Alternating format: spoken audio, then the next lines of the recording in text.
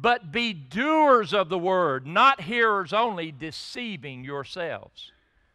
Be doers of the word, not hearers only, deceiving yourselves. How are you deceiving yourself if you're a hearer only? Because you're not doing what it says. If it's not making application, if it's not making a difference in your life, hearing isn't enough. Isn't that easy? Let me tell you that a lot of people in the United States believe that the Bible is mythology, and they're scared of it to the degree that they say this: it worries us that there are people who actually believe that book. That's why we must not allow it to be used in any way in our schools or in our public life, because there are people who actually take it serious. My first point is the Bible is mythology. Now, last Sunday, I talked about the Jesus film and how that we can go to Africa, we can go to South America, we can go to Central America, we can go to India, we can go to Bangladesh. I talked to a friend of mine, I don't know if it was this week or last. He heard the same report you heard about the 192 pastors being ordained in Bangladesh and the 1,100 churches in one district dividing into 3 districts. He heard that same report. He called Kansas City and said, I want to go to Bangladesh. He's taking a Jesus film team to Bangladesh next year. Wow! That's dangerous. But they assured him it's no more dangerous than it is for any other team there. They didn't say it wasn't dangerous. But you know what he said? I'm going to Bangladesh. That's where it's happening. And I want to be where it's happening. Wow. They don't believe it's mythology over there. But in the United States, the Bible's a fairy tale. You show the Jesus film. If we said next Friday night we're going to show the Jesus film, and if I encouraged you to bring everybody you could get, we could seat them all in this section right here. And 3/4 of them would simply be church people, if you even came. Because you would say, I know that story already. Can I tell you that the problem in the United States is, number one, they have dull hearing. Number two, we have too many distractions. We have shot for Kevin. Y'all know Kevin's preaching at another church right now. That's why he's not around here. He was 40-something years old, and God called him to preach. Your day's coming, guys. We did the children and we did the teens. We're going to preach to the adults. It may be that we need to be sending more people out than are coming in here.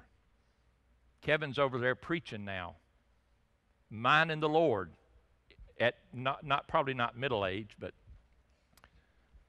I just said that because I know he preached on distractions when I wasn't here.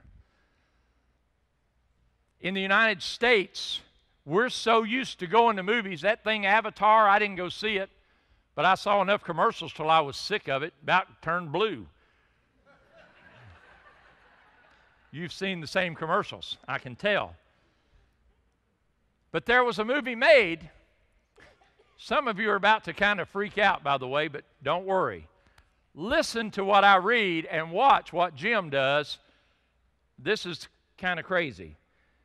We're used to movies with great effects, phenomenal storylines.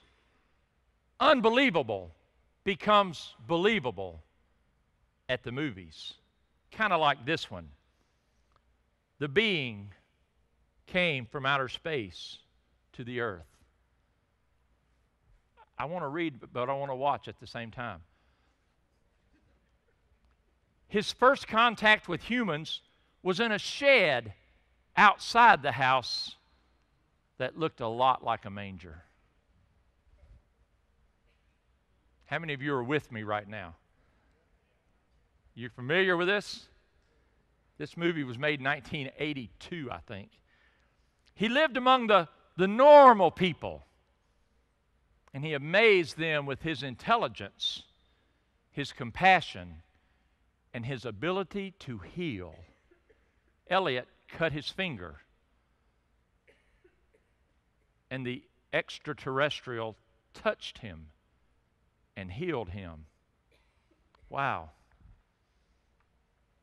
He began to tell his closest friends that he would soon need to be leaving and going back home. He was in contact all the time. They didn't even understand it. Finally, the government closed in. Well, we should have showed a clip. The government closed in, captured him, and he died while in the custody of the government. But miraculously, I can't go off. There's more to that, but I'm not going to go there. Miraculously, he was raised from the dead and escaped in a clean white robe. We won't go there either. Able to do miracles. To avoid capture, he was able to fly, he and Elliot, to a hill on the outskirts of town, from which he waited for the time to which he would ascend back into the heavens. Light from heaven illuminated this being, and the ship came to take him away. Isn't that crazy? 20-some years ago, now, is that right? Yeah, 20-some years, almost about 28 years. I don't want to keep talking. I was 4 when I went to see E.T. Don't. 28 years ago, Steven Spielberg made the Jesus film. How many of you knew the correlation between the movie E.T. and the story of Jesus? Ever heard it? Ever?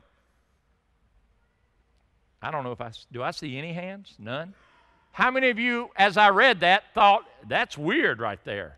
That really matches up. Kind of weird right there. It does much more, but I didn't go into it. We would have to watch the movie or show clips.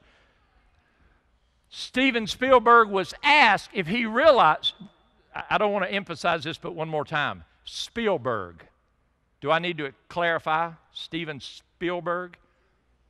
He was asked if he on purpose made a movie depicting so similar the story of Christ, the story of Jesus. He said, I'm really not familiar with the story of Jesus. If it's anything like the Bible, it's pure coincidence. Can I tell you that there's a bone in my body called skepticism? And I am skeptical of that. But Steven Spielberg doesn't have any reason to study the New Testament. Surely no one on the staff or set ever put it together. Surely that little building in the backyard wasn't intended in any way to appear to be a manger. I got to go there. Oh, man. See, one good day I have a chance to get out early, and I got to go off. Elliot is so connected to this creature that when the creature dies, Elliot begins to die.